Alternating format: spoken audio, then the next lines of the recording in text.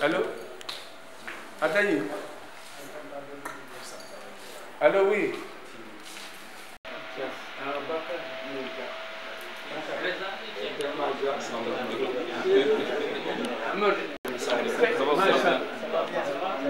Ahmed.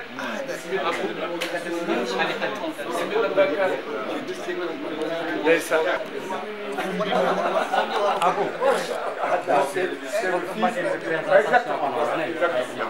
Oui. السلام عليكم ورحمة الله. ما شاء الله. أهلا وسهلا عليكم. والدته إلى فاطمة بنت محمد بن هشام.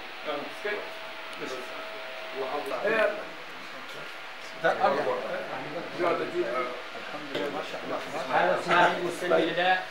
مسمي إلى خالد.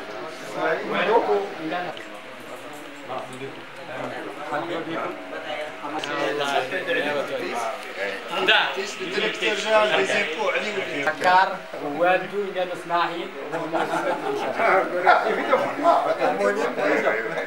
الأحباب والدته إلى فاطمة بنت محمد بن هشام. Et dans cette pérégrination, il est venu ici chez nous. Quand il est venu, il a été accueilli dans notre famille de l'autre rive, parce que peut-être on vous fera visiter un peu la ville pour voir comment elle est bâtie. Donc il y a deux composantes, un Waro et un Djeri. Mais la grande maison d'origine, c'est à Waro. Donc quand il est venu ici, là, il était hébergé au niveau de notre maison d'origine de Waro. Donc c'est là-bas où il a pu épouser notre grand-mère. Et après, là, c'est lui qui était presque le premier à venir construire sur cette rive-là sa boutique. Il avait une boutique et tout ça. Donc il est venu à Ndjumdjeri. Et son frère, Sidi Ahmed, qui était resté à Mondel, quand il est revenu ici après sa retraite, est venu le saluer. Quand il est venu le voir la première fois, il est rentré, il a pris toute sa famille, il est venu ici, le rejoindre. Il a tout laissé là-bas, il est venu le rejoindre. Donc il est resté ici jusqu'à ce que vraiment qu'ils aient lui aussi, il est venu avec sa famille, Sidi. Il y avait Cher et Neissa. Et leur maman. Donc ils sont venus ici. Neissa a eu une fille. Il n'y a pas son fils ici. Non, Neissa, son petit-fils. Bon, il y a Neissa qui a eu Khadjetou qui a eu. Donc je crois qu'il était là. C'est ça, donc il est venu donc Khadjetou et Cher. Cher a été enseignant, c'est lui, le père, voilà, c'est, tu es le fils cadet, voilà, c'est le fils cadet de notre oncle Cher, donc c'est lui qui a eu de la famille, il a terminé sa carrière à Dakar, nous tous on est à Dakar maintenant, on est venus. Donc on a dit que chaque année on devrait se retrouver ici, prier pour eux, pour nos grands-pères d'abord, et pour toute la famille, les parents qui ont disparu. Donc nos mamans, nos oncles et tout ça, ils ont disparu. Il nous reste deux maintenant, une tante et un oncle. La tante, vous la verrez ici, c'est, vous voulez, on peut l'appeler Hawa ou bien Banel. On la verra ici. C'est notre seule tante qui vit encore et notre oncle qui est au sud du Sénégal, qui s'appelle Sidi Ahmed. En espérant qu'on vient d'ouvrir une nouvelle page qui aurait dû être de vieille page, mais malheureusement, c'est maintenant que Dieu l'a décidé. On s'est retrouvés il y a eu la volonté, nos oncles avaient toujours manifesté le souhait d'aller à Mundel saluer les parents là-bas, mais Dieu ne l'a pas exaucé. Ils sont partis. Nous aussi, on a voulu perpétuer cette volonté et essayer de nous connecter avec nos parents de là-bas. Et c'est ce qui a donné cette rencontre ici. Quand le vieux Ahmed s'est installé à Lyon, son jeune frère, Sidi Mohamed, Sidi Ahmed l'a recherché partout et l'a trouvé à Lyon. Et quand il l'a trouvé à Lyon, il a tout fait pour le ramener à Moulin. Et le vieux Mohamed a dit, non, je ne peux plus le retrouver. Déjà, j'ai fondé ici une famille, je me suis créé ici beaucoup de choses, je ne peux plus le retrouver. Et le vieux Sidi Mohamed a dit, puisque tu as opté pour rester, moi je vais aller prendre ma famille, revenir rester avec toi. Ça c'est extrêmement fort. Il a tout lâché là. C'est ça, il a tout lâché, il est revenu rejoindre son grand frère. Donc c'est ce lien très fort qu'on essaie de perpétuer jusqu'à présent. Mais on tenait tous à vous inviter, si c'est possible, à votre convenance au mois de décembre pour nous honorer à Moungué par votre présence et voir la partie de votre famille qui est là-bas. Donc vraiment au nom de votre, disons, de cette partie de votre famille qui est là-bas, donc on est honoré par votre présence au mois de décembre, fin décembre, début janvier, à votre convenance pour nous rendre visite là-bas et perpétuer ces liens. Donc on vous remercie pour tout et c'est vraiment un honneur pour nous d'être ici parmi vous ce soir, aujourd'hui, donc c'est vraiment un honneur. Alhamdulillah. Godini Allah يا الحمد لله رب العالمين. nden dañƴen oɗo cikiɗe hannde e jum donde masina toro هذا اللي اجبرنا هذه التحميسايه وهذه الاسرايه اليوم اللي شافنا مع ذوينا. saabu ɗum ɓeɗo ɓeɓe gaari ƴewde اللي هذه الاسره اللي جيتوا هون ما شاء الله جيتوها. kamɓe goni jum fof هم اللي حكما هم دواريك هذه البلد اليوم هم هو دواريك هذا المشاعر. e ngoɗo wuuro ngoɓe gaari hannde ɓe jooɗi هي البلد اللي جيتوها اليوم ngo wiyete ko jum قالوا نجوم. kamɓe goni jum هذه الاسره اليوم هي اللي اسره اللي واقفه عليها نجوم. saabu woni jeeyede wuuro يعني اللي هذا الرجاج يعود من هالدشره ko jogaade ɗon leydi ko tawritta ɗum تعود فيهم هم ما بده الرجاج من يعود عنده تراب مالكها هو الراس يعودوا مالك وجدود وهم عندهم هيك تراب. ɗum kamɓe aɓe doni ɗum ɗo kamɓe ɓeɓe tawi ɗe هم اللي جاي الاسره اللي نحن منها هون هي اللي عندها تراب ومالكه تراب وهي دوارك الدشره. soɓe belama joni ko wiyete ko 1000 hectares ha heeɓi less قال عني اللي بقاو يقولوا انا من عند 1000 هكتار واحد تحت. soɓe tacci ɗo gaɗama ɗo joni ɓeɗe mbawi taƴande ɓe ɗum ɓe mbiya ɓe ndema حد فرجة يسوى جاي من موريتانيا كل بلد يقطعون من عند 1000 هكتار واحد تحت مالكين هم. soɓe darima e jumaji ɗi اللي يجوا للمساجد aɓe mbawi wiide ɗo ko minen gardino ɗo المساجد كذلك هم اللي ما شاء الله هم اللي عندهم اخبار المساجد كامل اخبار الدين ما شاء الله. konngol wuuro ngo كلمة الخيام هون والدشرة هون ko babiraɓe mabɓe joguino ɗum ذوينا والدينا هم اللي كان عندهم كلمة الدشرة هون. ɗen noon soɓe gaare nden ɗam ɗon ƴiijam لكن صنيعة جابكم مولانا انتم هم اللي ما شاء الله هون ɓesngu hamme siyele siidi miñum أسرة هل الشرقي mongel majjaka ɗo مونجل ساقي بيجوا هون قاهل مونجل ما شاء الله هم الناس كاملهم تعرف مونجل. amen gandi koɓe taniraɓe heyba يعرف عنهم من عند ما شاء الله هل التيس والسيدي هيبة وهل الشرقي كامل هم كامل عاد يعرف كي لكن حكما عنهم شافوهم يعرفون من يسموهم هون عند أسرة هذه الأسرة. amen gandi koɓe taniraɓe siidi amel bakar يعرف عنهم حكما من هي الأسرة اللي قال. ɗum noon min bismimaɓe ما شاء الله قال لكم بسم الله دنگare endam tiidam wona endam ñuku ñuku ما شاء الله يا انتم جيتوا لذويكم ما شاء الله جيتوا من الاسره ما شاء الله كيفكم وملكم وهلكم dum no min biye soyez les bienvenus قال لكم بسم الله bismillah mabbe no fewi ha jango بسم الله mabbe jiido ñaañoji قال الصبح ان شاء الله نصبح انا من انا صاحي ما بيجي له. ذاتهم ترى بالله يجي اكبر دار تشوف ذا كامل هم اللي عدلوا كامل من عد شيء قالوا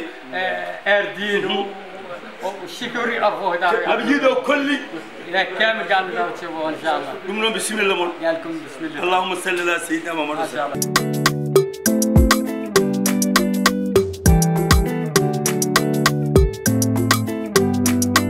fewde julɓe ɓe fewde e julɓe ɓe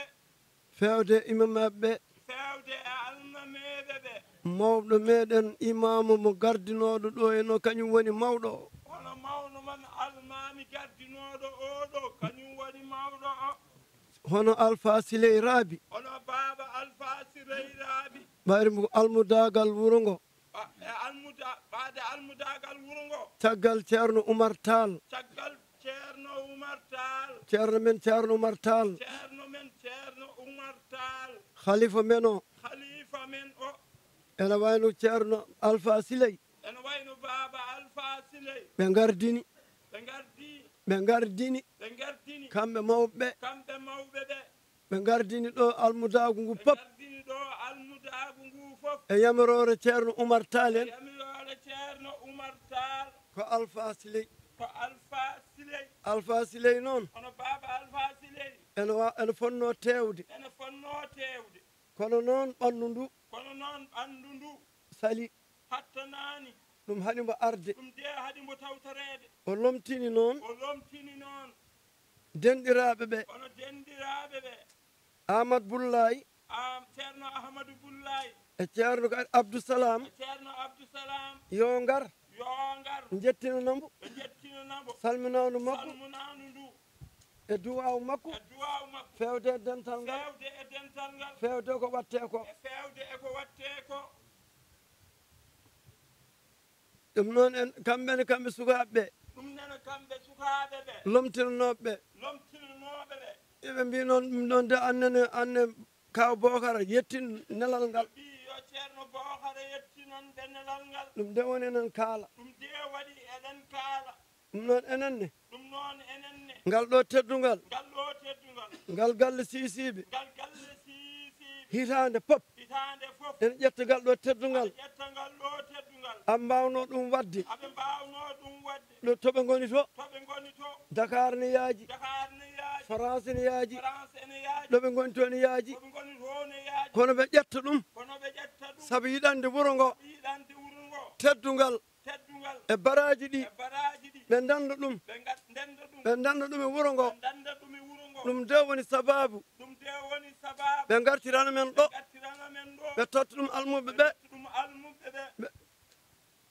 fodde kañumen ko mbawi hen fedde ko mbawi hen kañumen mbaɗa ɗum mbaɗa ɗum yo Allah teddinɓe yo Allah teddinɓe tan ɓayde noon ceerno siley arani ɓaade ceerno siley arani alpha siley arani baba alpha arani hande jonde nde ɗo hande jonde nde ɗo almuɓe ɓe almuɓe ɓe ceerno muntaka ceerno muntaka li muntaka li ceerno muntaka woni mawɗo almuɓe woni mawɗo almuɓe ɓe kanko joɗani ɗo kanko joɗani ɗo fof fof hen ɓayde alpha arani ɓaade bay alpha arani ɗum noon koye nelal mabɓe koye ɗum noon koye nelal mabɓe jettintumi jetti o yettinta salminandu salminandu wuuro ngo wuro ngo fewde fewde e hoɓɓe ɓe e hoɓɓe ɓe en mbiɓe ɓe mbiɓe bisimilla bisimilla mabɓe bisimilla bisimilla ɓe gaddani men ɓe gaddani men en ɗam mabɓe fof ɗam mabɓe fof gonno ɗam gonnoɗam e ladde e ladde ganda ɗo ganda ɗo Allah addi ɗumen Allah addi ɗumen beela ma gandu wuuro ngo ma gandu wuro ngo ganda en ɗam ganda ɗam en ɗam ɗam ɗum woni Abou Touré en ɗum woni deede Abou Touré gaddiri gaddiri en ɗam ɗam en ɗam ɗam yo Allah jokku ɗum yo Allah jokku yo Allah jokku yo ɗum Allah jokku yo Allah jokku yo ɗum Allah jokku ɓe ummi ko mongel ɓe ummi ko mongel ɓe ummi ko mongel ɓe ummi ko mongel ɗam garɗam ɗam gaɗɗam ummi ko mongel ummi ko mongel to wiyete mongel to wiite mongel mongel kam mongel koye nder Mauritanie beɗa andi o wiyomo andi mbawɗon baydel fof anda toon ɗum min beltima hen en mbiɓe bisimilla dendagal jum dendagal jumanaɓe dendagal enɗamɗam bisimima hoɓɓe ɓe bisimima kala notiɗo ɗo e ɗemgal noon mawɗo maɓɓe o gardiɗo o délégation o Abou Touré tawtiɗo almuɓe ɓe no mbino ɗen ni gardugol Alpha Siley e ceerno Muntaka on jarama yo bisimilla mabɓe bisimilla mon mon jaafo noon saabu haala weeɓani mbo tottuɗon haalo anda ko haalata wona haaliyanke ala ko ma kaala tan kala ko ferguita hen jarlo ɗon jaafoɗon kono hoɓɓe ɓe bisimilla kala neɗɗo ummirno e gure ɗe e leeɗe ɗe Allah yiima nelaɗo yiima Cheikh Ahmad Tidiane yiima nelaɗo yiima Cheikh Ahmad Tidiane yiima en ɗamɗam yiima kala ko rewa ɗo Allah yo Allah jaabo. أعوذ بالله من الشيطان الرجيم بسم الله الرحمن الرحيم اللهم إني نويت بتلاوة كتابك العزيز الذي لا يأتيه الباطل من بين يديه ولا من خلفه تنزيل من حكيم حميد عبادة الله وتعدي من امتثال الله منك محبة فيك وفي رسولك الكريم سيدنا ونبينا مولانا محمد صلى الله عليه وسلم متقربا به إليكم الرسول بنبيك المختار وبالوسائل الخير ومحسن به في نفسي وأهالي وأولادي وأموالي وأصحابي من تعلق بي فبارك اللهم لي في وقت به جميع الحوائج الدينية والدنيوية والأخروية والبرزخية برحمتك يا أرحم الراحمين يا رب العالمين آمين. اللهم صل على سيدنا محمد الفاتح لما أغلق والخاتم لما سبق الناس لك بالحق والهادي إلى صراطك المستقيم وعلى آله حق قدر المقدار العظيم عدد خلقك ورداء نفسك وزنة عرشك ورضي الله تعالى عن ساداتنا أبي بكر وعمر وعثمان وعلي وسعد وسعيد وزبير وعبد الرحمن بن عوف وأبي عبيدة وحمزة وعباس وفاطمة وخديجة وعائشة وحسن والحسين وعن أمهات المؤمنين وعن أصحاب رسول الله صلى الله تعالى عليه وسلم. اللهم صل على سيدنا محمد وعلى آل سيدنا محمد على الجميع ما في القرآن حرفا وعدد كل حرف ألفا وعدد حسنات مولانا محمد صلى الله عليه وسلم حياتي وبعد مماتي ألفا. اللهم صل على سيدنا محمد وآله وصحبه وسلم وبلغ أنزلنا وبلغ نزل. اللهم عدم رغبتي فيه واجعله فيه نورا والشبعان به صدري. اللهم افتح بلساني وزين بي موتي وجمل بي وجهي وارزقني تلاوة آناء الليل وطرف النهار على داعتك بغير رجاء ولا سمعة برحمتك يا أرحم الراحمين. وصلى الله على سيدنا محمد وآله وصحبه وسلم. أعوذ بالله من الشيطان الرجيم بسم الله الرحمن الرحيم الحمد لله رب العالمين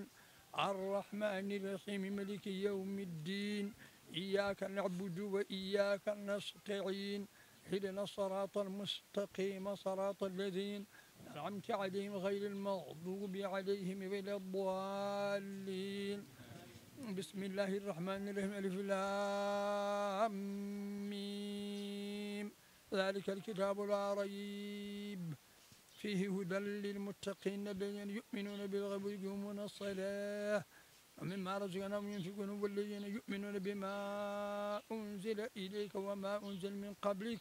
وبالآخرة هم يوقنون أولئك على هدى من ربهم وأولئك هم المفلحون. جعلنا الله من المفلحين.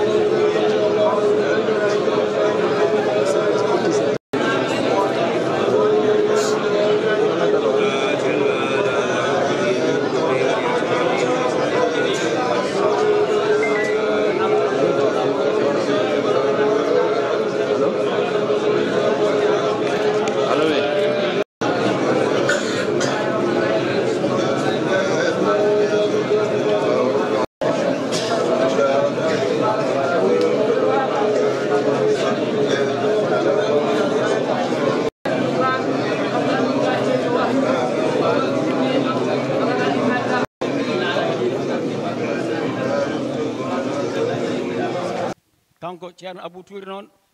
o omo yanana ko Allah ardinimo nde wonno ko Allah ardinimo Allah ardinimo hen e ardinimo ko ɗowanimo ɗum fewndinimo ɗum waɗi enɗam ɗam fof nanodiri waɗi enɗam ɗam fof kadi jaɓi gardugol ngol Allah ardinimo ngol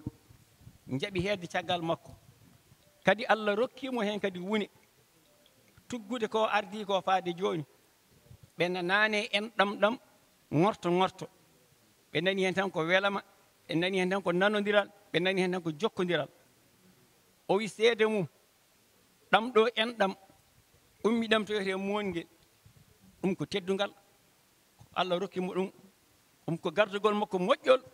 ngol Allah ardinimo ɗowanimo ko ɗum Allah rokkirimo ɗum wadde kanko ceerno Abou Touré o wima ya yettu Allah jettana jinnaɓe ma Allah ɗum ɗo ardade e enɗam nanane e jaɓane wona hunde wemde ɗum noon ko jettirɗi Allah omo yettanma hen Allah omo duwanoma yo Allah yarin ɗum yeeso ko wona ɗum ko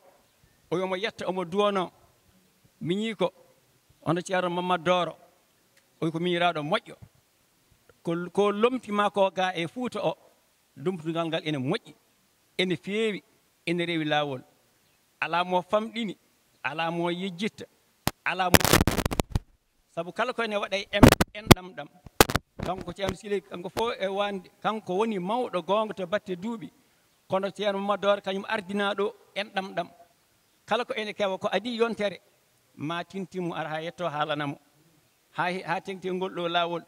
tardini ngol ɗo lawol seeɗe o tini o yananama ceerno Mamadou Doro wona karɗo cellal kono noon omo ñaagui moon duwaw cellal hoore makko e cellal makko mo kanko miiraɗo Mamadou Doro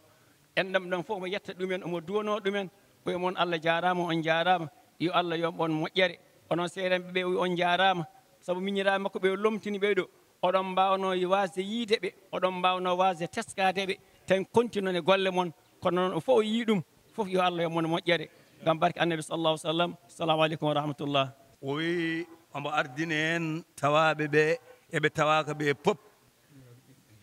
ceerno men mawni men guiɗo men ceerno Alpha Sileyraɓe o wi eɗen gardina salminago ngo ceerno men mawni men giɗo men enɗam men kono Alpha Sileyraɓe Diallo en deftini henete ceerno Muntaga o wi eɗen ndewna hen ceerno Muntaga Ly mo Aliou Amnata to Sasil Talɓe sabu ko kanko o romtimo ɗoyete mo mbasorto en woni Cheikh Oumar Foutiyou Tall o wi kanko ceerno Muntaga Ly o lomtini men ɗo mo mbasortoɗen hono Cheikh Oumar Foutiyou Guédiou Halwariyu o romtanimo ɗoyete harayɓe o romtanimo e tooro fof o wi kanko ceerno Muntaga Ly o lomtinimo ɗo dendagal ɓesgu halayɓe o lomtinimo ɗo dendagal ɓesgu tooro pop min deftini hen kala armameɓe men wonɓe ɗo o yaɓe deftina e salminago ngo almameɓe jumɓe no didorino pop en deftini hen kala armudo garɗo ɗo yete o wi e dendagal almuɓe arɓe ɗo pop ɓe juurimo ɗumen ɓe calmini ɗumen en jetti bandiraɓe hoddiɓe sattidiɓe arɓe ɓe tawtorede o wi aɓe jetta bandiraɓe hoddiɓe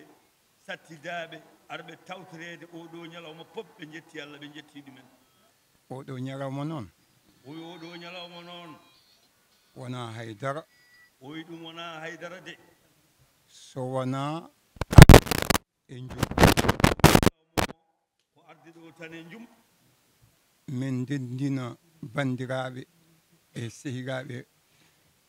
duwono yimɓe duwono min duwono jiknaɓe amen e mayɓe men fof juuɓe o wi gargol mabɓe sababu mum ko rendinde dendagal bandiraɓe ɗo e jum julɓe ɓe ganduɗa ko pengal l'islam ngal no didorino ɓe joddo e mabɓe ɓe ñaagoɓe waɗande jiknaɓe mabɓe yaaɓe ɓe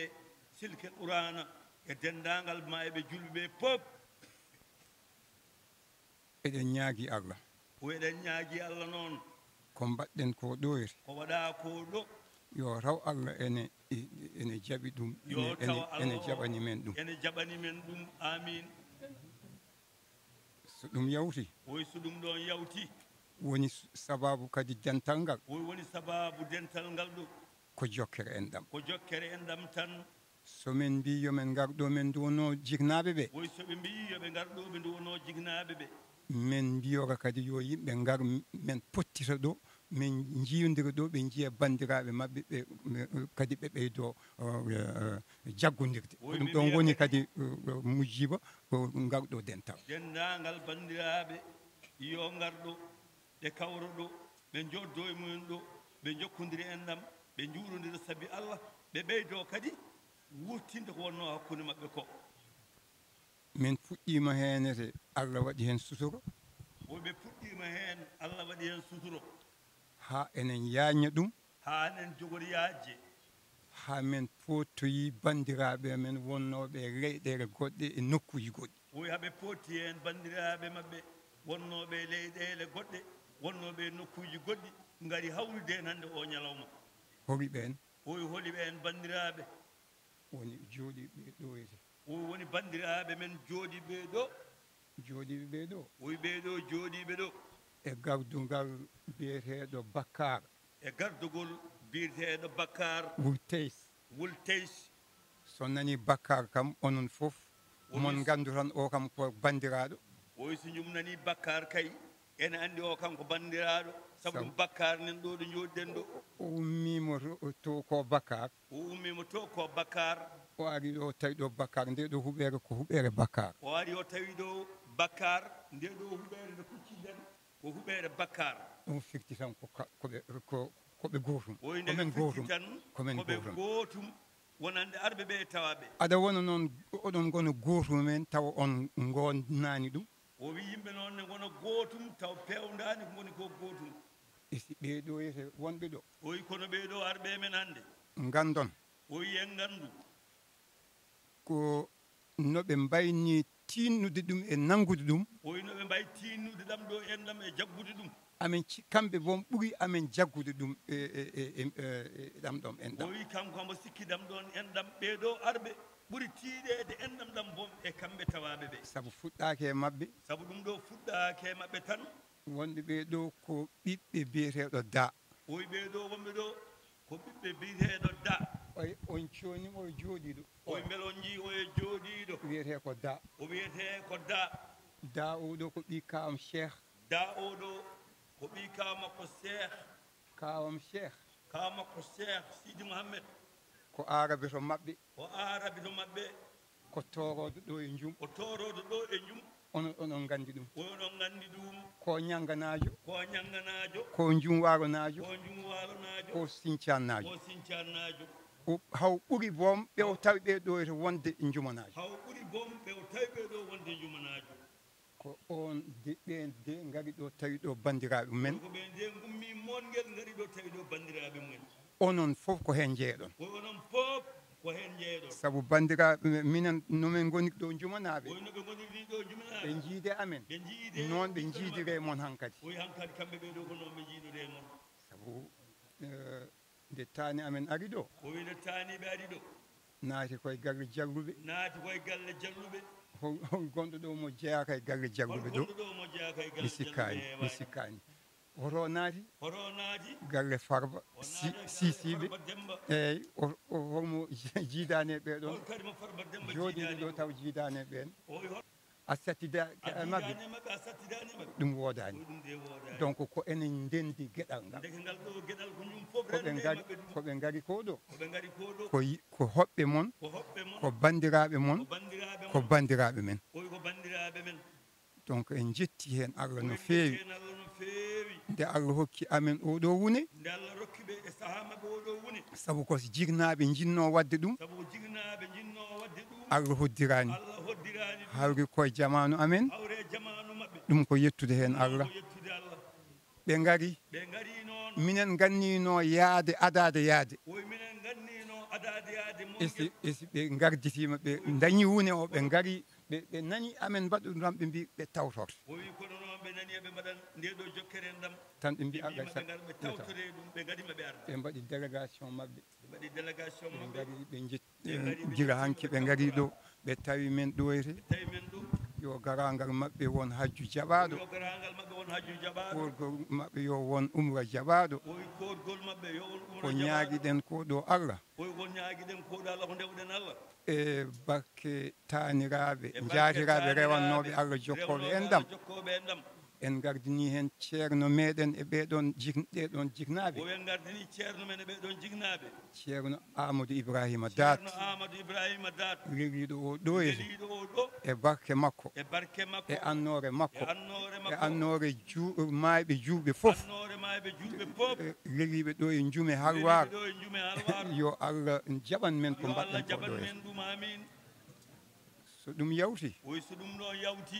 e andude ko waɗa ko ɗo ko ɗo waɗa ɗo waɗa ɗo ko enen ndendi ɗum khalifa makko Boubacar Dat oɗon gandi kanko woni khalifa baabi men ɗo ɗo jignaɗo men ceerno Amadou Ibrahima Dat ammo o negdi kankone duwaw makko o neldi duwaw makko o yañani men ɗo ero fewndi nokku o pour o jaɓɓoɗen ɗo bandiraɓe o yañani men nokku o fewndini men nokku o yen jaɓɓo ɗo bandiraɓe men arɓe ɓe yo Allah yommo enen ndendi nokku o kadi oyi kadi nokku o ko enen ndendi ɗum waɗi jiɗɗen kadi kala ko waɗa ɗo kadi ɓeydo yuɓɓude ɗum waɗi jiɗɗen kala ko waɗa ɗo ɓeydo yuɓɓude famille Hamme Sidi famille Hamme Sidi min gaddaniɓe horloge oɗo ɓe gaddaniɓe oɗo horloge jooɗiɗo e woni montor kolliro waktuji juulete faaɗo e jama o ne hollira waktu nde juulete addanama kadi min mbaɗa ɗum e jama o ɗum haday jama o ko jama ko kamɓe innitoto oyi kamɓe innitorto jama o esi ko enen yimɓe fof ndendi jama o sabu ko nokku Allah sabu ɗum ko nokku Allah subhanahu wa taala subhanahu wa taala donc ko enen en mbaɗi hen oɗon hadiya en yo beele ma yimɓe kadi mbawa hutorade juuɓe fof mbawa ɗum hutorade juuɓe fof mbawa ɗum hutorade sa ɗum waktu yoni min calmini mon ɓe calmini on min juurima mon min ñaagui mon yaafuya aɓe ñaago mon yaafuya amin ñaagui mon kadi duwawuji aɓe ñaagui mon duwawuji min duwanima moɗon aɓe duwano on ko mbaɗɗen ko ɗo yo Allah jaɓan men ɗum yo Allah jaɓan Allah ɓeydo yurmade e yaafade mayɓe men yaaɓe e mayɓe julɓe kala Allah ɓumno qabriji mabɓe yaña qabriji mabɓe leerna qabriji mabɓe sonaɓe tana qabri e ñande yawma qiyamati janggo harnaɓe aljanna taw ko jannatul firdawsi ala jannatul firdawsi ala donc en ñaaguima ɗum Allah yo Allah waɗan men ɗum ya barke seydi wujud mawlana seydina Muhammad sallallahu alayhi wa sallam on jarama ko ɗum ala seydina Muhammad wa sallim ɗum noon montoro nen ɗon ceerno Bocara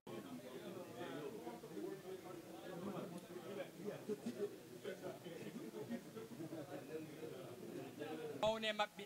ene mawne maɓɓe no feewi no feewi eɓe jii teddugal ngal ɓe mbi kadi eɓe ñaago Allah tabaraka wa taala yo ɗum kadi yaaru yeeso jokkere enɗam ɗam ngal ɓe mbaɗi ngal baɗagal ngal ɗo yo Allah yaarun ɗum yeeso par ce que ɗum ɓe tawi jinnaɓe maɓɓe guila nden ha joni eɓe jaggodiri kamɓe ɗe ɓe jiɗi ko jokkade e jokkere enɗam ɗam haɗa Allah hani ɗum fof راجين على ذاك اللي موصين عليه وكل والدين انتم ونحن عليه من متحاكمين ليجين ومش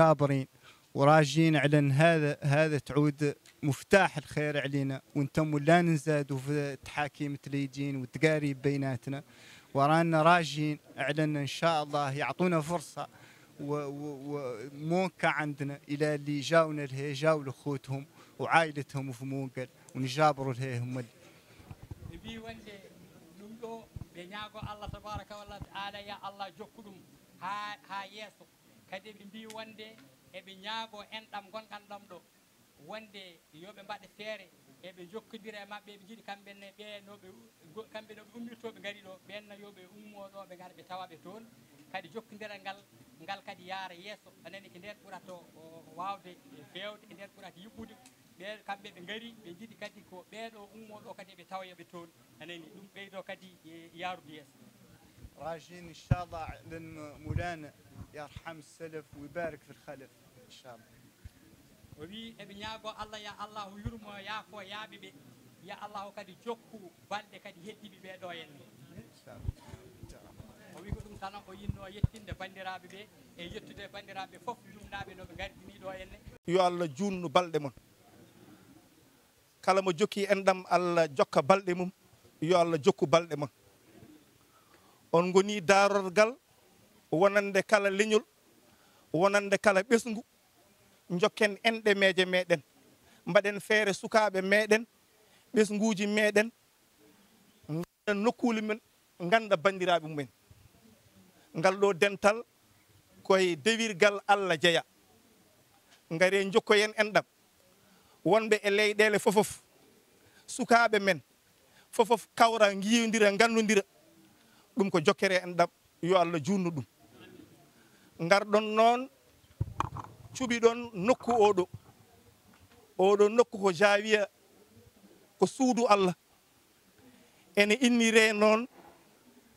jawiya ceerno Ahmadou Ibrahima Dat ceerno Ahmadou Ibrahima Dat on gorko basorɗo e nder Fuuta mo ganduɗa oɗo o hollani men sowona Allah e nulaɗo muɗum kanko wi e yimre makko nde damal moƴƴal cenigal ngal damal gonga sa tawi aɗa yiiɗi yettade Allah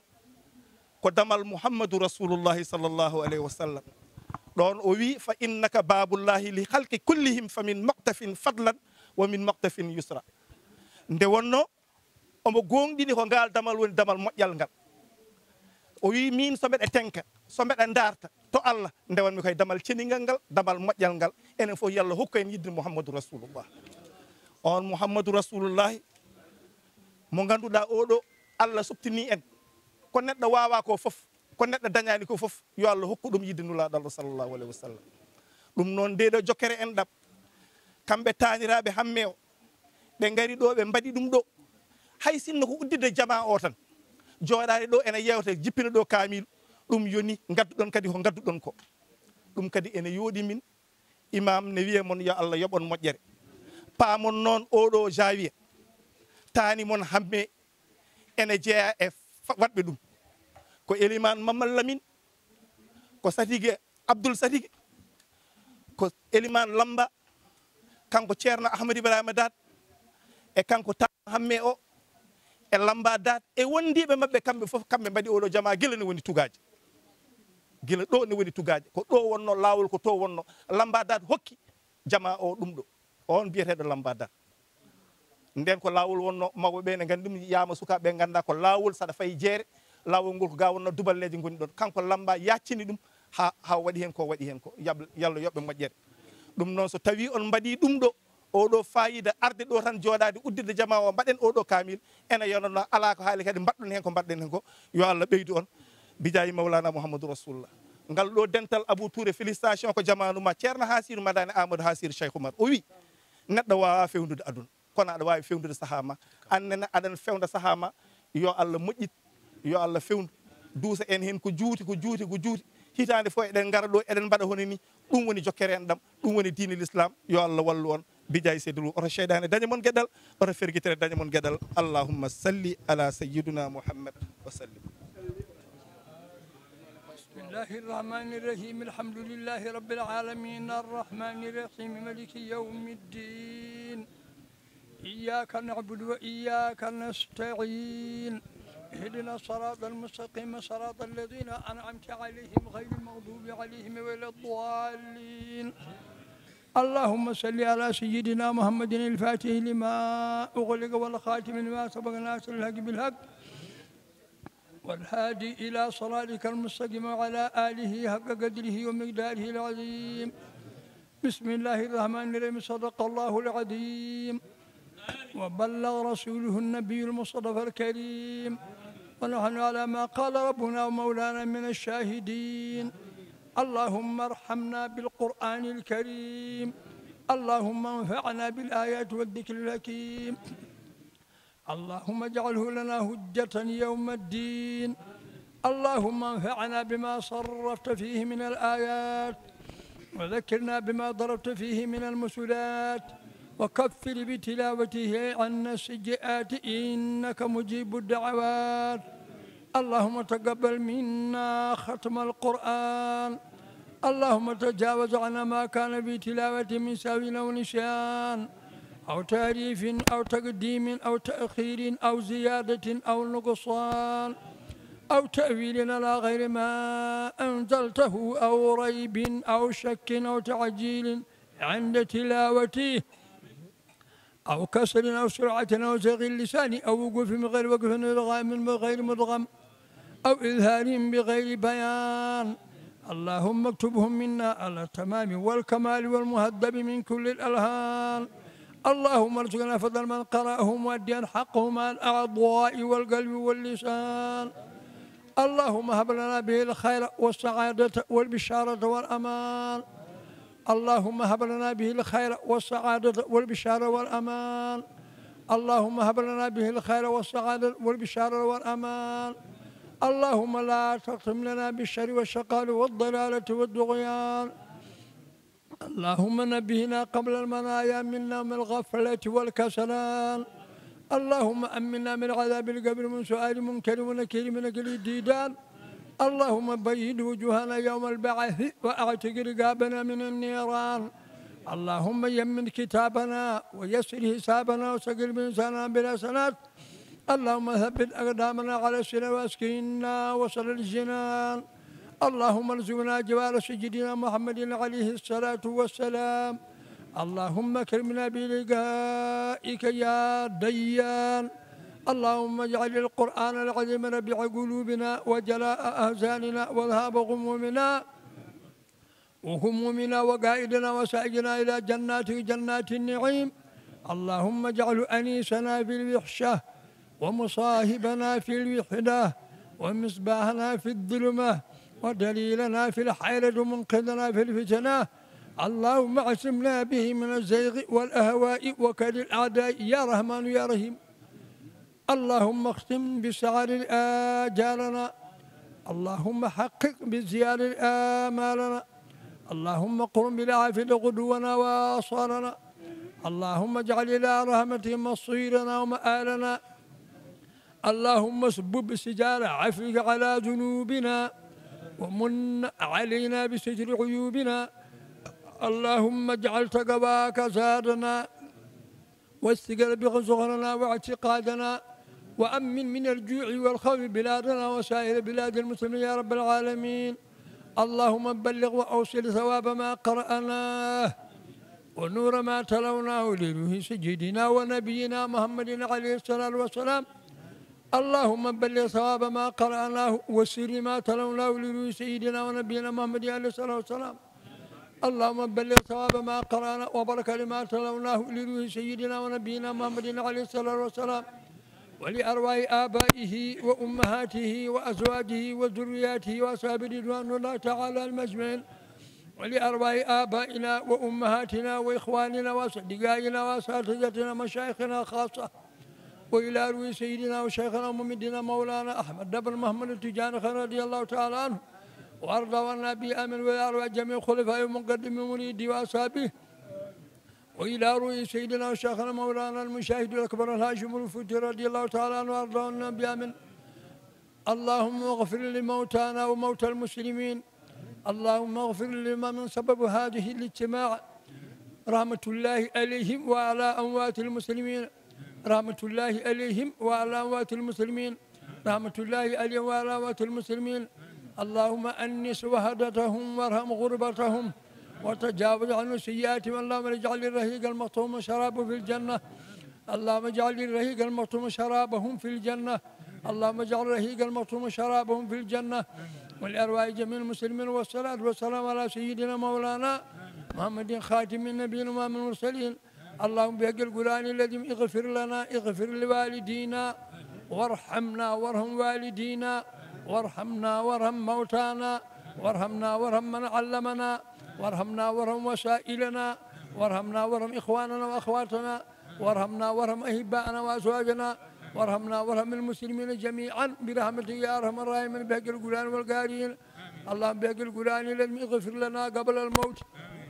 وارحمنا عند الموت ولا تعذبنا بعد الموت ولا تحاسبنا بما فعلنا يوم الحساب إنك لا تخلف الميعاد.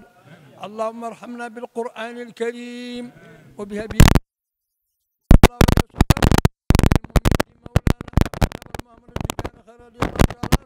الله وارضى به آمين. وبوسائلنا في الطريقة التجانية الذين توصلوا بيننا وبين الشيخ الله يأمن والأموات يا فارق الفريقان فريق في الجنة وفريق سبحان ربك رب العزة عما يصفون وسلام على المرسلين والحمد لله رب العالمين. الفاتحة.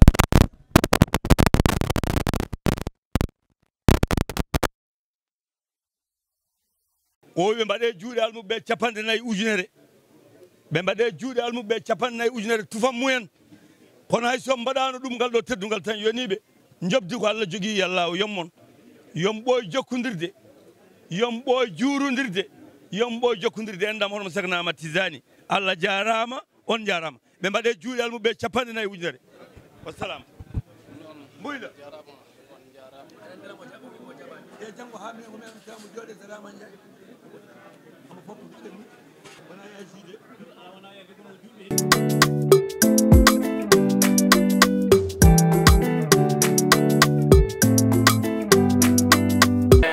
on calminama on juurama on calmini hoɓɓe amen ɓe emin juuroɓe emin bismoɓe heddi ko famille o fof nan jooɗi famille tano hamme e tano siidi e yante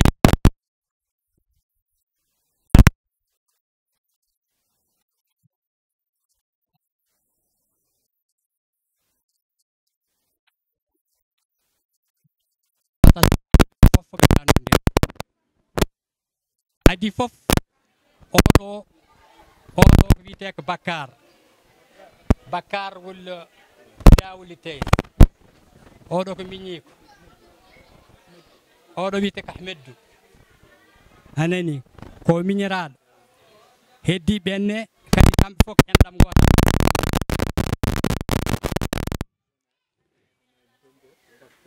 oɗo ko Jemal oɗo ko Bakar oɗo ko Hamel Yenje wiyete ke ɓeɗo ngari e gardugol makko kanko Bakar joni noon Allah waɗi eɓe ngari gila hanki ha heddi hanti ke eɓe mbaynodira e famille o joni noon emin kollidiraɓe e famille ko adi fof min puɗɗorto ko min gandina moon wonde min addira e mawɓe ɓiɓɓe e taw على كل حال نبقى نعرفوكم أولا لباقي من ذرية جدنا محمد هذه الكبيرة اللي عندنا من عمتنا ما زالت هذه ينقال لها حواء يقول لها والدها حواء ينقال لها حواء بنت محمد والسيد أحمد الشرقي تقول لها والدتها بانيل وعمنا ذاك وما قاعد يجي تعرف كبير ينقال له السيد أحمد الشرقي هو اللي شر هو اللي جاي وهذه ينقال لها عمي جلو كان معها عمنا اسماعيل والسيد أحمد الشرقي. على كل حال هذه هلا هذه هذا هم الكبارات اللي هم ذي أيسان جاي ذيك هي كانت من عائلة بكار ذيك عائلة بكار هي ظاهرتها ينقال لها فايمة اللوم هذا مولي هون في الحيط حالا مولي في الحيط حالا هون اي جونون هذه هي عمتنا ينقال لها قلت لك انا ينقال لها حواء نقولوا لها نحن هون بنيل وهذه طفلتها الكبيرة ينقال لها أمينتو نسميها شيخ على والدته نسميها شيخ على والدته مسميها على والدتك انت والدتكم. وهذه قال لها خديجته من خط الشيخ. مهين قال الناس يقولون نحن النايسة مسمي لي هذيك النايسة ذيك اللي دايرة بالصارات. ايه وذيك اللي حداها قال لها مريم. قال لها مريم من سيدي احمد الشرقي اللي هي ذيك هي والدها والماجئ. قال لها مريم ذيك هي. فهمت؟ وهذا هو اللي قال له نقولوا له نحن هون دا يا غير مسمي لسيد احمد الشرقي. جدنا سيد احمد الشرقي والمسمي لي. وذيك قال له ايفا نقولوا له نحن هون ايفا. قال له حواء. كنينا نحن هون ايفا. مسمي على ذي مسمي على عمتها هذه. بنت الاحباب دور.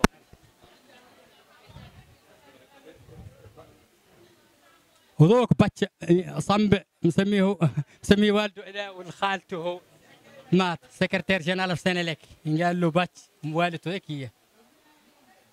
مات.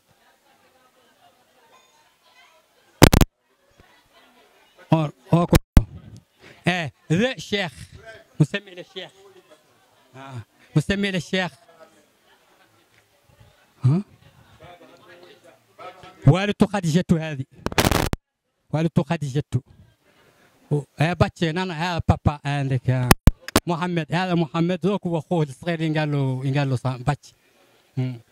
وذول الاخرين تعرفوهم محمد واللي شرقي بايت معاكم. وذوك الاخر الشيخ واللي عم اسماعيل ذوك هو قاعد هوك. على كل حال محمد واللي شرقي ذوك وقاعد. ذوك اللي وراه مين قال له اسماعيل. والدته قال لها الرميلته.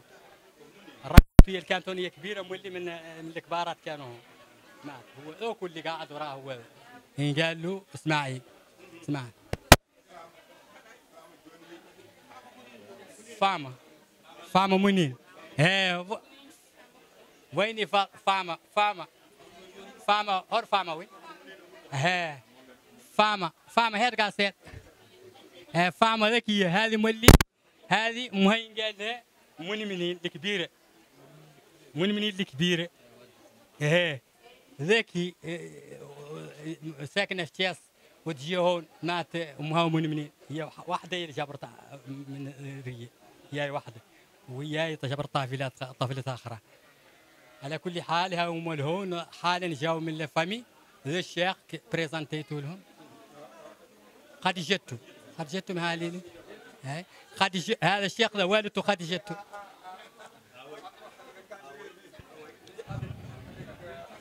هذا الاحباب مسمي الاحباب الكبير دوره.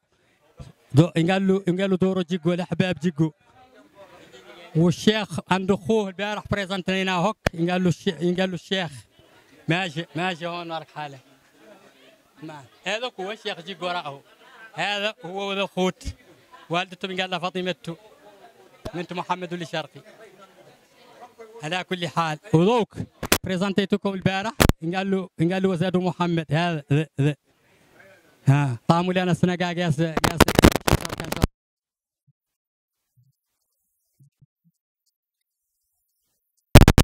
انظروا كامل. سمعت. على كل حال هاو الفامي اللي هو نارك حالا. ما الحمد لله رب العالمين هذا قدهم لا هذا ولا حضر منهم هون ما شاء الله لفامي واسع. هذا علي لا او بريزنت. هذا علي وذيك ندي والد ذوك هو شيخ ذوك. والدتها مولفتان امها رميلته. والدتها امها رميلته الكبيره هون والدة اسماعيل ذوك. فهمت؟ هي والدة هذه وهذه والدتها ماشيه ترى شهر ما شهر. قال لي هذا حواء.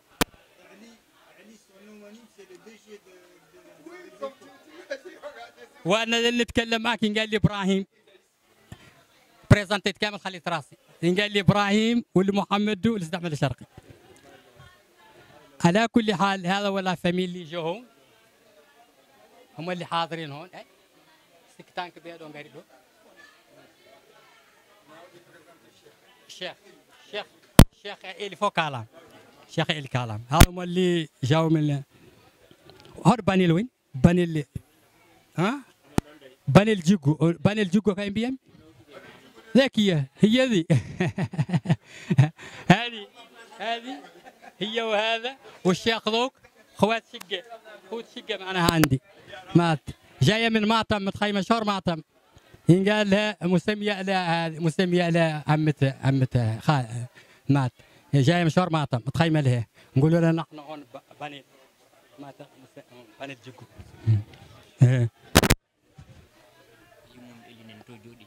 يمم إلي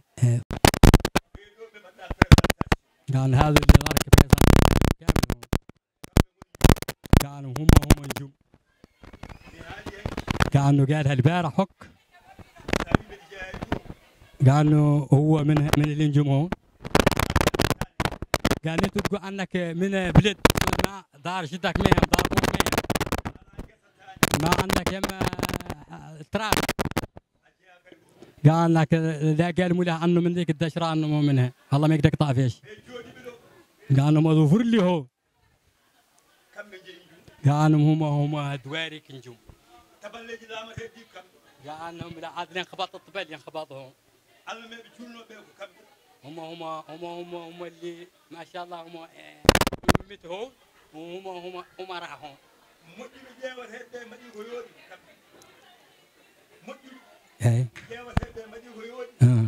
قاعد عنده الناس المعلومه اللي يخرص فيها شيء زين قال انه ما شاء الله هم كامل ما شاء الله شرفوا بذا اني عادوا شافوا ما شاء الله سيدي احمد البكار وشافوا دولة سيدي هيبه وشافوا اسرته شافوا الهيبه قالوا شافوا المنقل كامل قالوا ما شاء الله ما شرفوا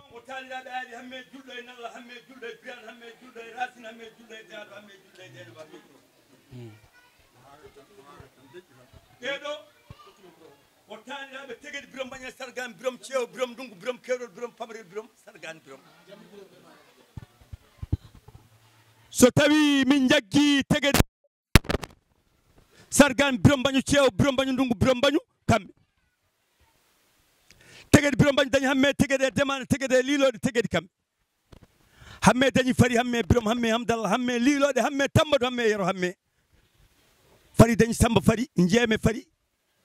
jeeme dañi mbabba jeeme demba jeeme kuro jeeme birom jeeme mbabba jeeme wiyete garme dañi farba fare farba demba dañi banele ñappa farba demba dañi mayram si farba demba habibullahi farba demba ama si farba demba mamma si farba demba julde farba demba haw banna farba demba alhusaini hasan farba demba ama si farba demba dañi abdoulaye amadou fiila tabalde njum faati amadou jewni ceelaw kumba amadou wiite wela kosam o sidi mouhammad o dañi faati kumba o dañi banil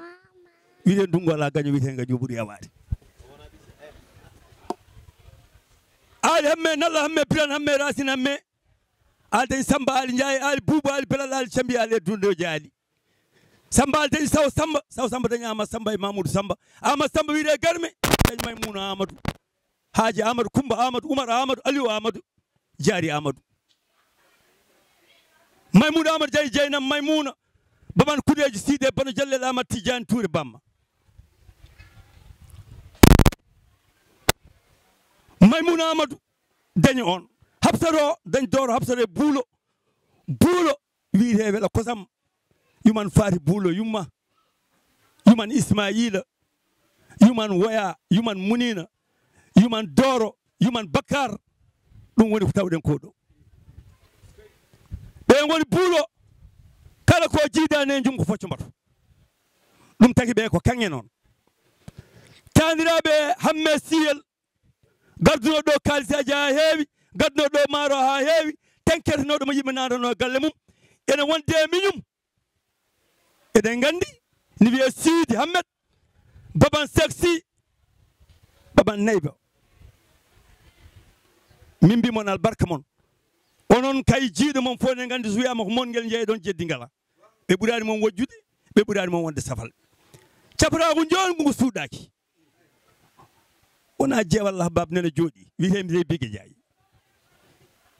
woni jeewo dooro Mariam Ousmane Mamadou Ali Bokar Coumba Tambadou hamme ngoni allahumma salli ala sayyidina Muhammad bisimilla mon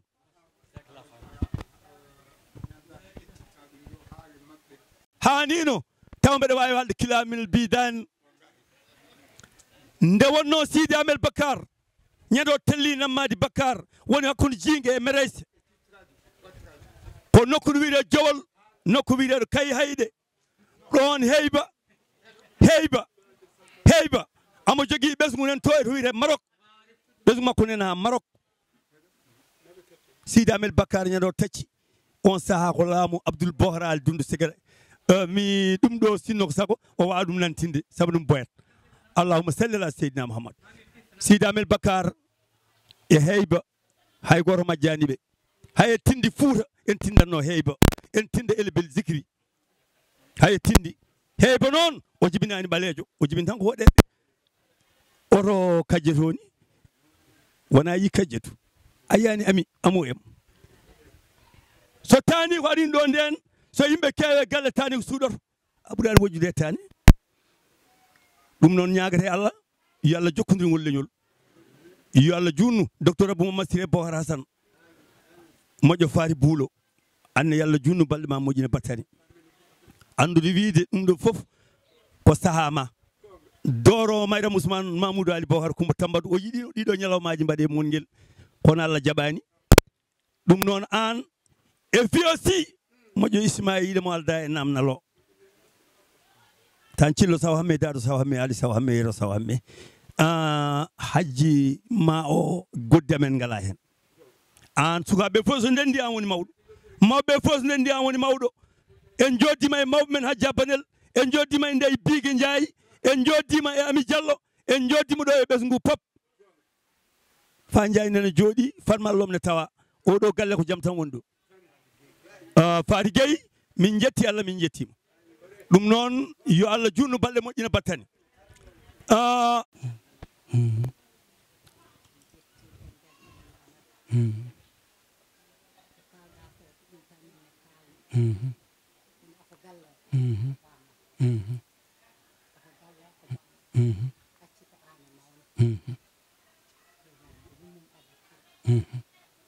wallahi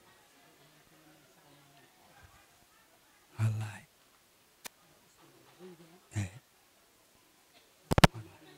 mashallah ɗum kay ko muhim wallahi wallahi mashallah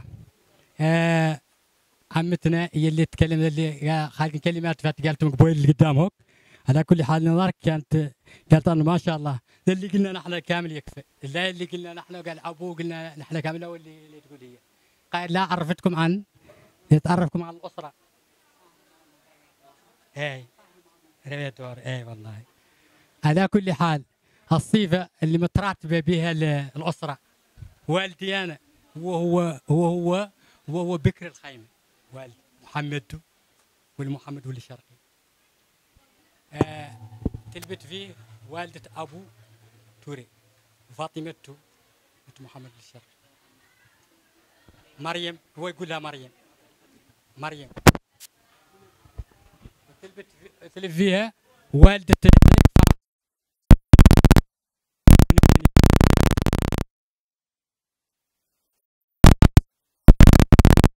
من منين وانا رمي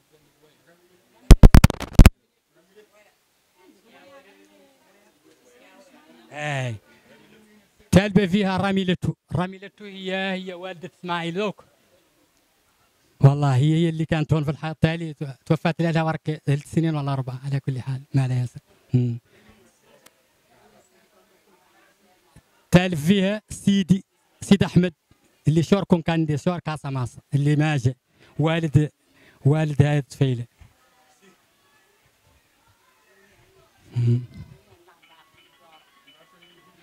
تالي فيها الأحباب من المكان اللي قاعدين فيه تالبة فيها والدة هذا هو ذوك الشيخ ذوك وذاك الطفل اللي ورانا قال له فاطمة بكار وتالي بكار وهو التالي عندهم بكار مات اللي نقطكم ورق داره وهو التالي في الخيمة هو الصغير منهم باطل. هي صار من النساء هي التالي هي صاروا هي صامولان هي الباقيين ناركم هي وسيد أحمد الشهرام والباقيين الأخرين ما شاء الله يرحمهم والله والله على كل حال. سيد اي اي سيد احمد اي قالت سيد احمد الكبير سيد احمد جبر الشيخ والد دا هذا والد عمي وجبر ونايسه تالبته هي ناجيه نايسه وكسنتين مولي سيد احمد جبار لا شيخ ونايسه.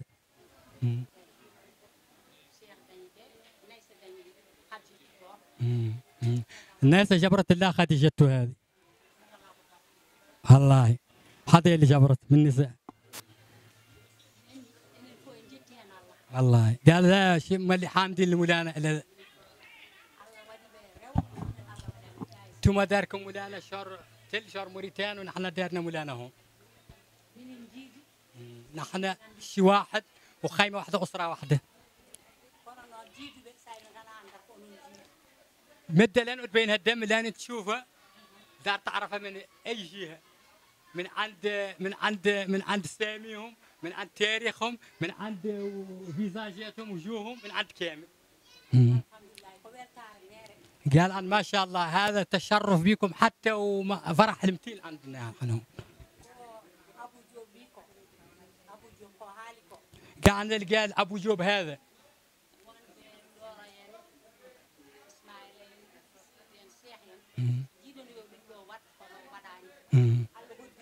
جون وي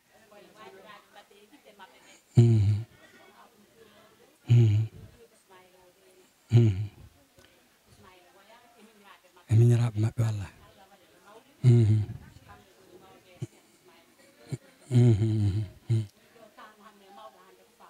فهموني والله والله والله والله والله والله والله ما شاء الله امين امين. قعنا على كل حال اللي كانوا الوالدين متخمين وكانوا في خلوقاتهم كانوا يبغوا يعدلوا ما رادوا مولانا كانوا يبغوا يقودوا من هيك ساعه يقودوا ما مشاو والله جاوهم جاوا المونجل جاوهم ما عدلوا مولانا هي غير دارهم مولانا في هذا اللي بقاو. على كل حال باقي اللي بقاو تمام مستهمين فيها اللي انطى مولانا خليك فيها التماشي لصال لنا الحمد لله مولانا فيه بيللو كله ما شاء الله اللي قلنا لك نزالوا فيه. هذا أسرة مريم اليوم كبير فيها أبو تور هذه منين كبيرة عندهم اليوم فاهم هذي نعم. وعلى كل حال هم كامل ما شاء الله الأسرة كامل متشرفة بذا وفرحانين بذا المجي وقبلوا منكم مولي منادات اللي عدلتوا اللي معدلين لهم ان شاء الله اللي قاعد يشوف فرصه انه يجي في ذاك الوقت اللي قلت لهم ان شاء الله الين ما شاء الله يمتان ريليشون وذا كامل بيناتنا ان شاء الله.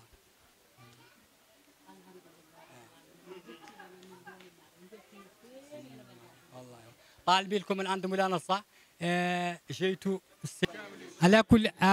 باندرابي كده دي السيده اودو حملين جورو يدي حال دود سيون كو يدي ودادين كونغور سيد او يبقى بشال مني مون في الرو بهن اوربي هو كان كون تانك بكار حالين نان كونغول مكو يدان فودين هاي كونغول غوتول ادو كونغول بكار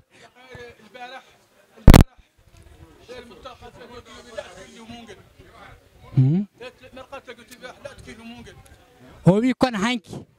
يو تاني e kala ko to en galle Abou Touré o wi ha kanko way kan o joodi ko nder mon ngel hada kamil hamdin shakirin o wi dum do fof jettiri dum Allah kinna shakirin tumina aqbidda لقد خلاني الحمد لله إياه الحمد لله هو بيشكلنا كامبي شغال دا روتي بيشكلنا كامبي leñol ɗo mungelnaɓe ɗum ɗo cikkanno hante ɓe pari kono Allah waɗi da woppi ɓesgu woppi sukaɓe woppi yimɓe finɓe woppi sukaɓe yiɓɓe jukkodirde e bandu men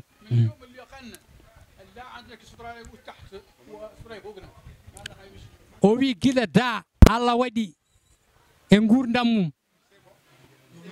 kamɓe wayta maye da tan kono lekki daaka lekki kamɓe ɓe eɓe ñooki less mum haydara ɓe meeɗa hulde caggal Allah inulaɗo mum e gurdam da ha joni kadi ko noon o wi ɗum ɗo fof saabi ha Allah waɗi eɓe gandi men enen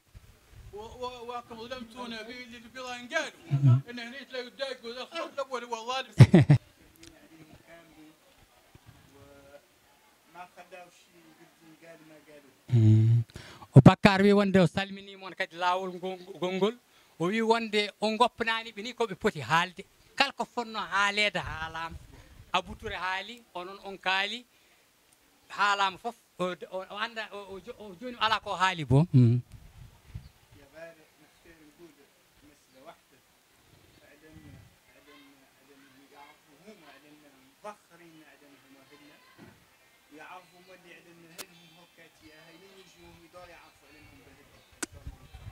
o wi kamɓe eɓe beltori no feewi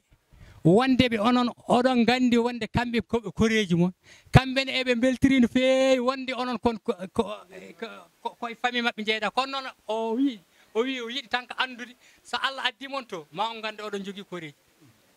ma on ganda wonde koreji mon ko mon guel goni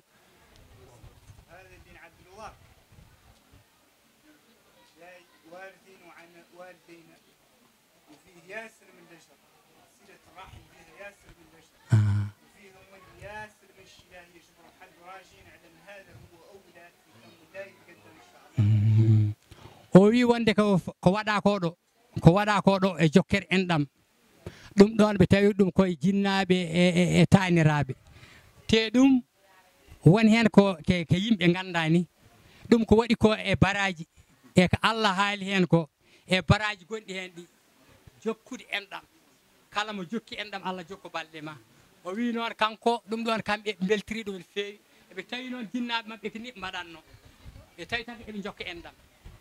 e jokkude bandiraɓe enɗam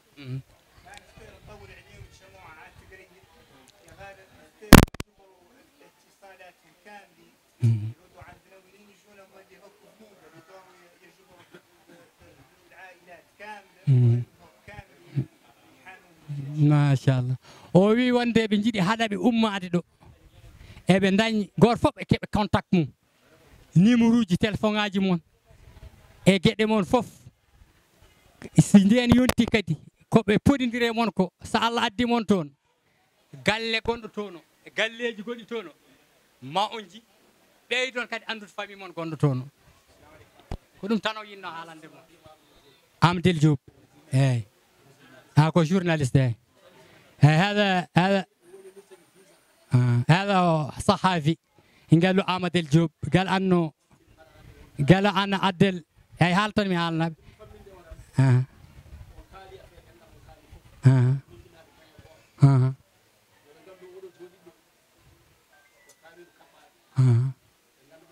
وين أي أي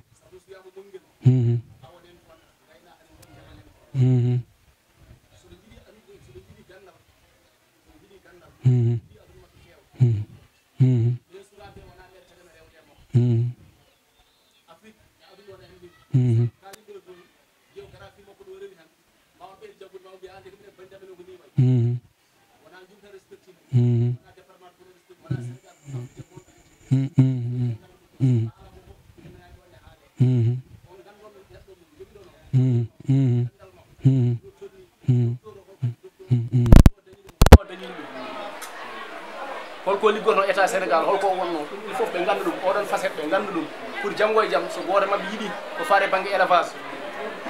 waɗama ɗum yimɓe ne gandi ko faate banggue aw ndema gaynako foof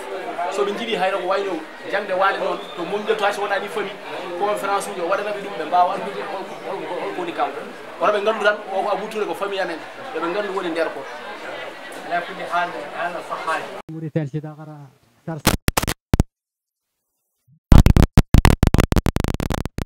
لانه ياسر من احنا حق اسرته جاي من هوك اسره واحده يقار خالق هو عنده مهنه هو وقرايته وبلاد من الخال وذل عنده في راسه عن ياسر من الناس ما يعرفوا على كل حال هو دكتور ابو توري اخبار الحراسه وش قال له والتنميه التنميه الريفيه والحراسه واخبار البيطره قال البيطره بقى هذا كامل راهو في راسه مو اللي السنغال هون والله موريتان افريق كامل تعرفوا وكل بلاد يعيطوا فيها وهيك وما شاء الله عنده ما شاء الله منه حق مولد يلقى الحقيقي ما تعرف رجاش ما يشكر راسه انا ما نقول بيد اخونا لاننا شو قال هو بقى اللي اجنبي لينا اللي قاله ساعه نحن اللي ما شاء الله نرفع عن ذواقه هذا اللي يبقى انتم عارفينه بعض ما عن شيء عارفين انه هو سمعت ابو دكتور ابو توري هذا ما شاء الله افريقيا كامل تعرف به وعنده هذه المهنه وقراها وعاد هون وعاد فونكشنر هنا كبير في السنغال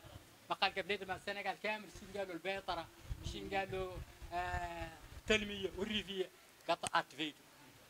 كان مشاري هو على بريزيدان غوندو افريقيا على بريزيدان غوندو السنغال وبين اخو فراد نيجو تو بانغ دستور ادي كالا تو بانغ فنو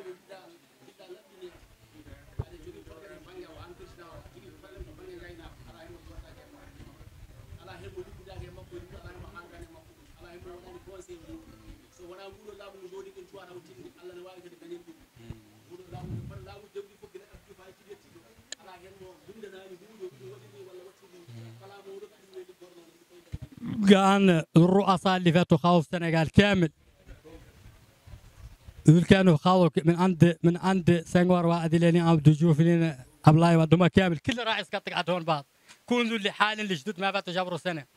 قال انهم كامل كلهم لين يقعد ما بدوا من يناديه يقبوا من عنده معلومات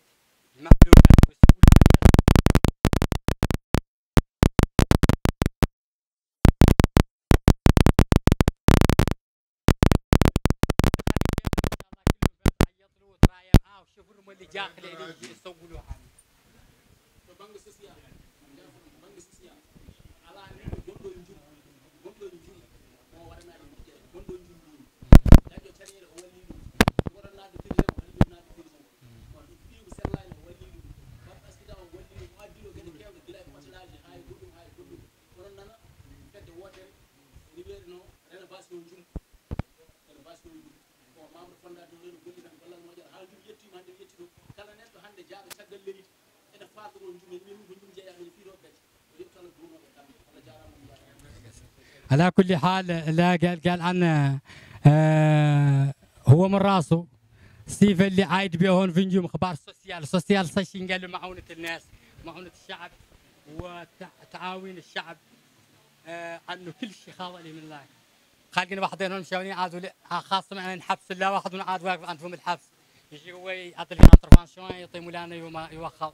يجي واحد ما عنده حاجة والله خيمته والله روايته يجي عدل معونته خالقه هون عصر معدلين هون في نجوم ياسر من السبعينيات ينقالوا رونوفاسيون نجوم رواية عندهم هون هو فونداتور فيها كان هو كانت فيديو هو وهم ما شاء الله لا ما شاء الله هذا الشعب اللي داير والفاهم هو كان كبيرهم هو كان مولي عنده ذيك الروايه وياسر من الروايات عدلهم هون شي من المعلومات ما خلق شي ما جابوا لي نجوم هذا هو اللي كان قاعد عنه تالي من كلمته اللي يقول لكم السلام عليكم ورحمه الله تعالى وبركاته.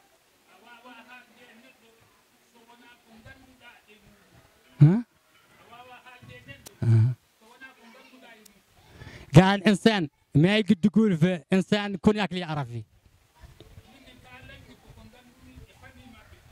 هو زادو عنده كلمه يقد يقولها في فاميه الشرقي وفامي اللي هون واللي يعرف فيهم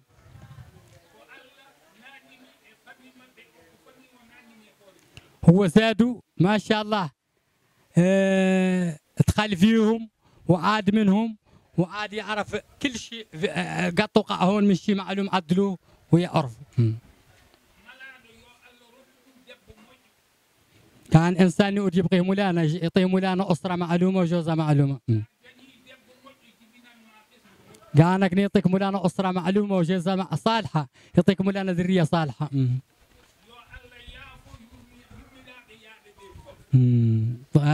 اللهم ارحم ذل فاتوا سلف اللي قدموا قدامنا كامل مشى بهم مولانا كامل يا طالب من عند مولانا الرحمه والغفران.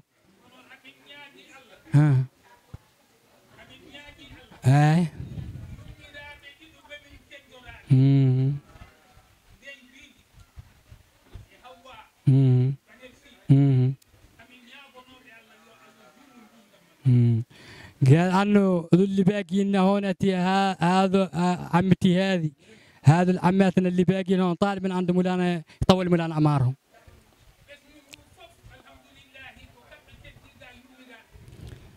الباقي من الاسره كامل هون هم الامهات هون اللي باقيين كبارات هم اللي ما شاء الله عندهم الاسره كامل دايرينها ماشيينها.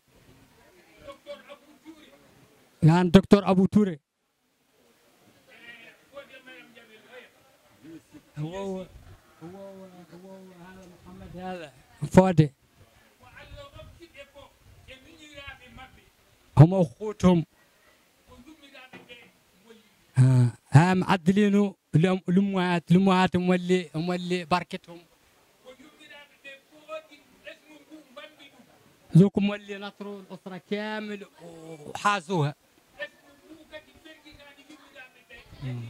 ذوكم اللي هم زادهم ما شاء الله بارين قاعد منهم شهر دكار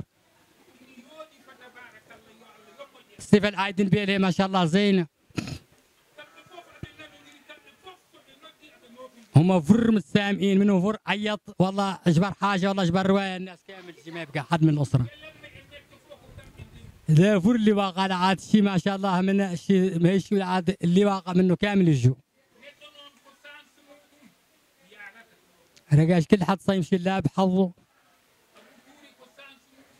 يعني ابو توري ماشي على حظه طعموا لنا مولي خوت ما شاء الله بارينه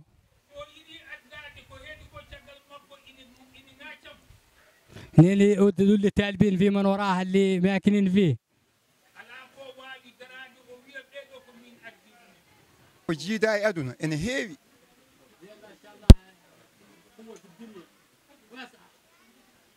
esi ɓadiɓe nanodira woɗɗodirɓe kadi nanodira no wayani ɗum weeɓani e jamanu joni o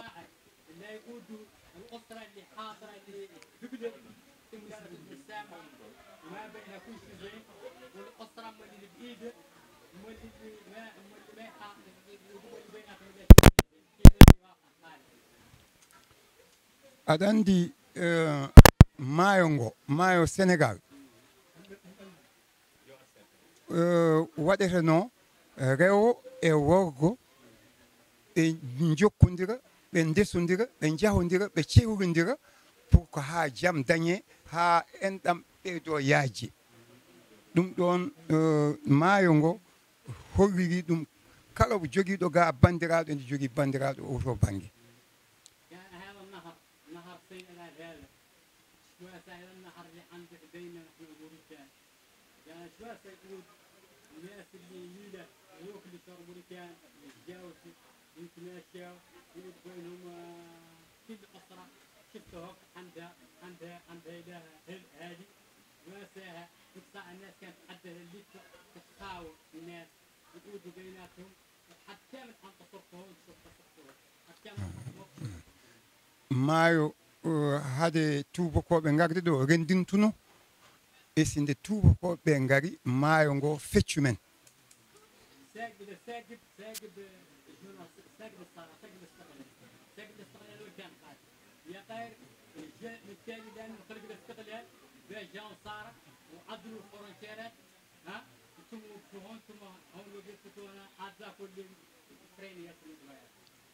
tubakoɓe ɓe mbiɓe ko Mauritanie naaɓe ɓe ko Sénégal naaɓe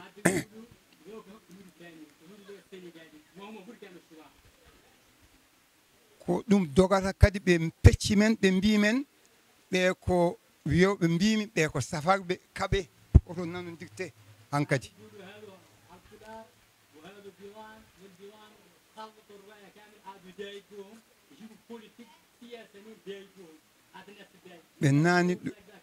ɓe naani ɗum e hakkillaji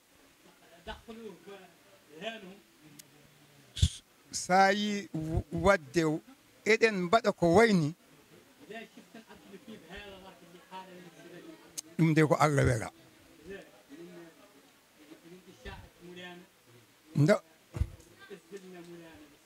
ndaw ko satti hande goto fof hato jina yiide keddiɗo o yaadude muɗum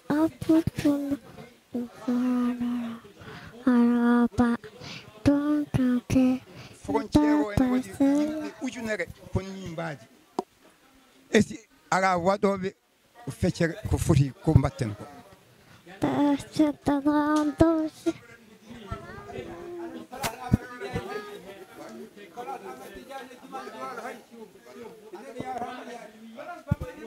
allo allo allo allo allo allo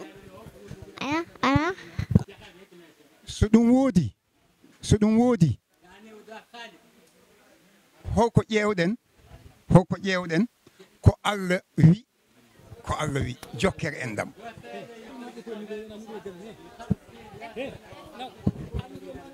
jokkere en ɗam jejjiɗen o ko boɗeejo o ko ɓareejo o ko halpulaar o ko capato mais ko Allah waɗi ken bandiraɓe Allah wi jaggodire donc jagge ko ɗum waɗi ko ɓe mbaɗata ko fuɗɗi koye maɓɓe te kadi ko koye maɓɓe ɓuri haccudinede e minen gayre ɗum ɗon koɓe yettirteɓe ɗum Allah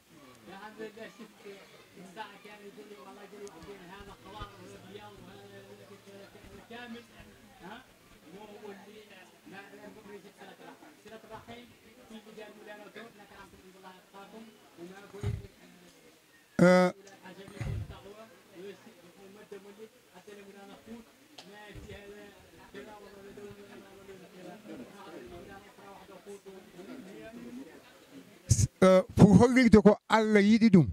ko Allah yamiri ɗum Allah newnani men ɗum hol ɓurnoɗo hasudinde hen ko ba maɓɓe kamɓe ngari tawtora ɗum ɗo hande ɗum ɗon wona mere ko Allah yiɗi ɗum ba maɓɓe mi rutto hen ba maɓɓe komin ciftorto tan komin manti walla ko yimɓe karani amen ba maɓɓe ene aranno tawde ɗo to taani amen ene juuromo ba maɓɓe kañum fotti e kawam siidi e boyel mogdade ɓe jiitodiri hen amo ummi to jangguintuno amo fayi Matam aɓe goni e boyel mogdade da wimo alay sago jippo kay hayde jippinimo ɗon ñallinimo ɗon teddinimo ɗon da nde ari Dakar fof arano ƴeewde kawam Cheikh en da ari toon te min ɓe commissaire jaadumi toon e kawam Doro e kawam Cheikh min tawimo hôtel Teranga o wi onon rahbab an Cheikh holko mbatton ɗo ko ngari duttuɗe Mauritanie woni wuro moɗon ɗo on tottatake gueɗal moɗon kawam Cheikh ɓeɗe siftoro ɓeɗe woni étudiant wiɓe minen wallahi on kaari gonga mataw e si minen amen jetti Allah amen cuuri ɗo saabu ko ɗo ko toon hawnaki min jibina minen mais ko ɗo men mawni ɗo men ɓesni ɗo hankkadi men gowi ɗo men liggoto wiide aɗa ɗofto ɗo kadi aɗa ummo ɗo kadi aɗa watto aduna ma ɗum weeɓani enen jaggen tan ko enen Allah hoddiri en onon gonani amen toon men gonan mon gayre ɗum ɗo nete o jaabi nde wi noon kawda wi wallahi on kaari gonga on jaɓanama ɗum kanko kadi ba maɓɓe kadi ko kañum jaɓɓi toon ka Ismaïla walli ɗum ha jagga to nanna toon e poste nde o ari holko wimo ko ancien militaire o wimo armée Mauritanie neni kala grade mo jiɗɗa ar naate dokkeɗa o wi min militaire mi yaafima mi waɗi Indochine mi waɗi Algérie mi hankadi jinmi tan ko foftade woodi ko jaggumi tan mi wona hen ko kadi ko hawri koye ba mabɓe joni ko garal ngal mabɓe mi haɗani ɗon kala bandiraɓe men wonɓe toon ko wayno ɓiɓɓe Dieynaba Ndiaye en kala nde yitodira e Oumar Touré nde yitodira e goto e mabɓe inniti wi ene jiide men tan ɓe jaggirta ɗumen ko comme ɓikkon bandiraɓe mabɓe donc ko so wayini so moƴƴiri ni Allah de e yidde mum ko sababuji mabɓe e sababu surtout ba mabɓe